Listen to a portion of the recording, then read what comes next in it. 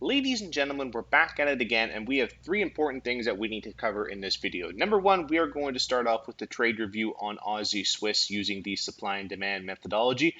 Then we are going to talk about a comment that I received on my last video talking about swing trading and day trading and potentially doing both and what I recommend doing. And then number three, we are going to talk about the summer special. But first, let's talk about Aussie Swiss. Now, this was a trade that I never documented, and it's only been 10 days, and I completely forget this trade. I was just looking at my trades, and I was looking at all the ones I documented, and I was like, I don't see this one documented. So now I am forced to go back and document it, and I don't really remember my top-down analysis. I get it, I know what I was doing, but it's definitely not as clear to me as if I didn't journal. And this is why I always say make sure you journal your trades that same day you take a trade. Because how do you expect to come back 6 months from now, or a month from now, or in my case, 10 days later, and remember what you were doing? You know, what was the market condition like? What was your thought process like? What was the whole top down analysis? Now I'm kind of guessing.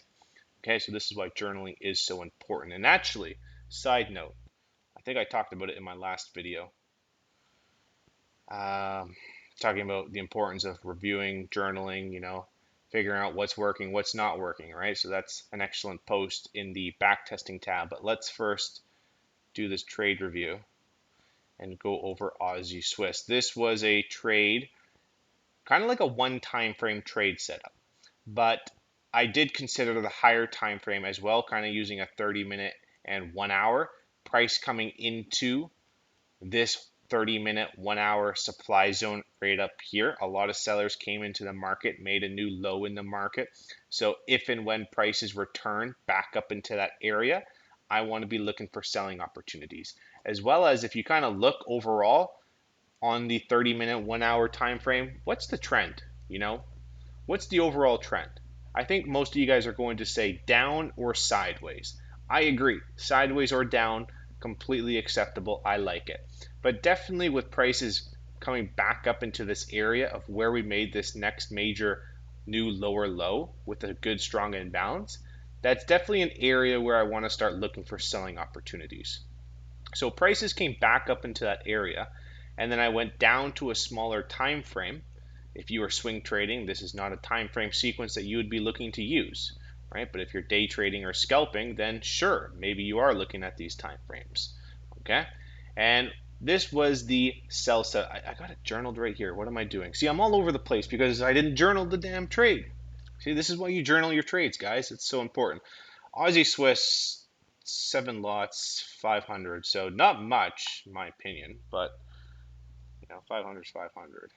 So momentum breaks, trend line breaks. I understand I'm inside higher time frame supply over here, HTF. That's what we're going to call it. We're inside an area where we want to be looking for selling opportunities. That's why we jumped on the higher time frame.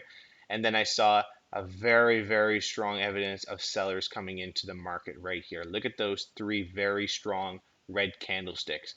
1, 2, 3 strong. Let me scroll in so you can see. See that? 1, 2, 3. It went 1 to 1, 2 to 1, at least 3, 4, maybe even 5 to 1. All right, but it went definitely 4 to 1 within the first 3 leg out candlesticks. It's not like it's slowly grinding down or it's slowly grinding up like it is in this case. All right, so that was telling me a lot of sellers were coming into the market, and so I shorted the pullback. Now the reason I got out, because I was looking at this trade, I was like, why did I get out? Which time frame was I taking it on? Was I taking it on the 30-minute or the 5-minute or the 15-minute? I probably took it on the 5-minute 15, and then I got out before this demand zone here, kind of offering me 2 to 1. That's most likely what I was trying to do. That's the next 5-minute opposing demand zone, and you can definitely see it held up once, twice, and actually it took till the end of the day for prices to finally gap down, and this is definitely not a pair that I would want to be holding on a 5-minute time frame going into the end of the day. I mean, it's a really stupid move. Actually, I think Genesis, one guy in our group, he got like a 10 to 1 trade and he was long. Actually, let me pull it up. Let me see. Genesis. I was in a trade. This was when CPI numbers, I think, were coming out on Wednesday. Was it CPI numbers? The inflation numbers were coming out. And the market moved so fast. and it smashed through his take profit, but he wasn't able to get out because the market was moving so fast, and so he got out at like a 10 to 1 versus like a normal 2 or 3 to 1 that he was trying to do. But that's very important lesson, because if that goes against you, you ain't getting out at your normal stop loss location that you had it on. You're getting out 5 to 1, minus 5 to 1, or minus 7 to 1, or maybe even minus 10 to 1, right? Instead of you making 10 to 1, you'd be losing 10 to 1, right? Just be careful. You definitely don't want to be having smaller time frame trades going when big news events are coming out. So you definitely got lucky on something like that. Congratulations. You were on the right side.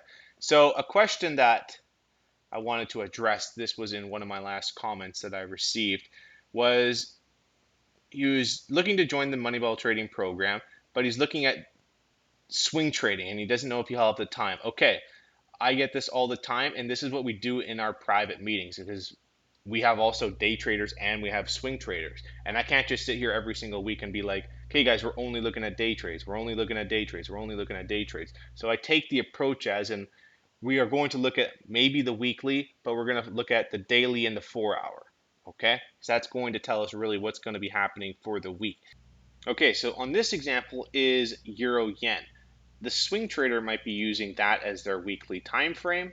Okay, but the day trader or scalper might be like, hey, I'm not interested in taking swing trades. Okay, so they want to look for day trading, scalping opportunities. The swing trader might be looking to enter on that 4 hour zone, but the scalper will be saying, hey, I don't want to hold this big 4 hour trade. I am going to wait for prices to enter that 4 hour demand, and then I will scalp 5 minute buying opportunities, 15 minute, 1 minute opportunities if and when prices return into that demand zone.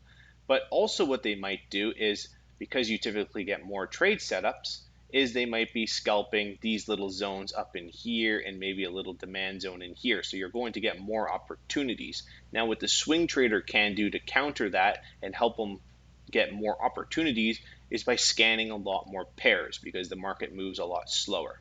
Okay?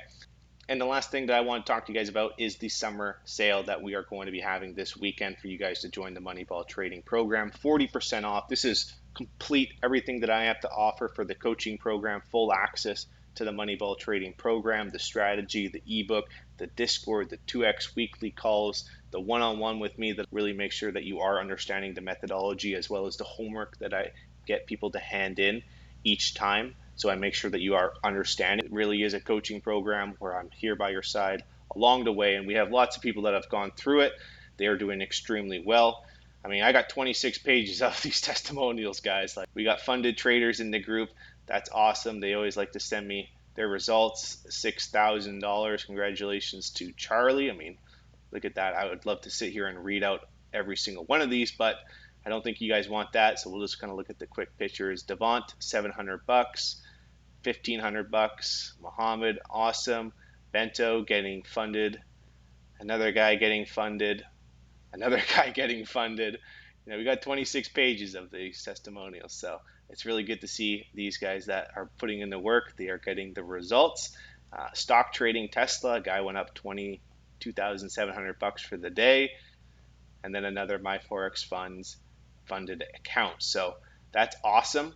You guys know there was a recent trader that I did the interview last week with him. He was the most recent funded trader in the group. So congratulations to Judah.